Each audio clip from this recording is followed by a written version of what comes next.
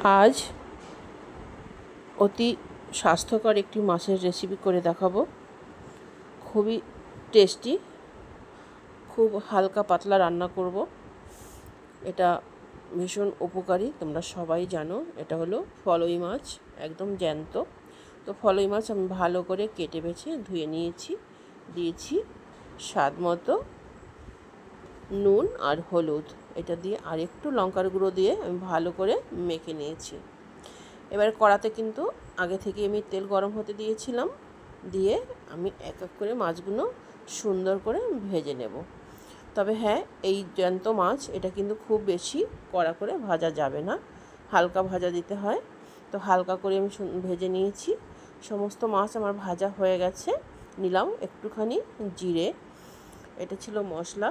তো আর একটু জিরে ফোড়ন দেব। মাছ ভাজার পরে যে তেলটা ছিল তার সঙ্গে একটু জিরে ফোড়ন দিয়ে আমি তুলে নিলাম। একটু বাটিতে নিলাম আদা বাটা, জিরে বাটা, কাঁচা পাকা লঙ্কা, হলুদ, সেটা জল দিয়ে গুলিয়ে নিয়েছি।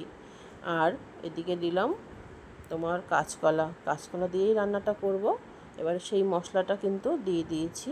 দিলাম পরিমাণ মতো লবণ, দিয়ে কাঁচকলাটা ভালো করে কষিয়ে নিলাম যতক্ষণ না তেল বেরোলো। তেল বেরোনোর পরেই দিয়ে দিলাম জল দিয়ে ফুটে উঠলেই হয়ে গেল প্রায় রান্নার শেষের দিকে। দিয়ে দিলাম মাছ। এটা জ্যান্ত মাছ, তাই কিন্তু আমাকে একটু আগেই দিতে হবে, দিয়ে বেশ একটুখানি ফুটতে হবে। ফুটে ওঠার পরে দেখো ফাইনালি আমার রান্নাটা কিন্তু একদম শেষের দিকে হয়ে গেছে। সেই জিরে বাটাটা দিয়ে সব জায়গায় মিশিয়ে দিলাম।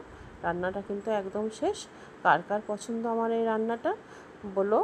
আর এইরকম রান্না করে খেয়ে দেখো। আমি কিন্তু এখানে পেঁয়াজ রসুন ব্যবহার করিনি।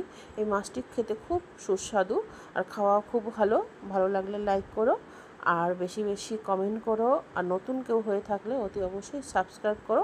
আর পুরনো বন্ধুদের আমার অনেক অনেক ভালোবাসা নিও। তো এই ছিল আজকের ভিডিও। অন্য একদিন আসবো অন্য কোনো রেসিপি নিয়ে। তো এই মাছ কে কে পছন্দ করো সেটা আমাকে কমেন্ট করে জানিও। টাটা।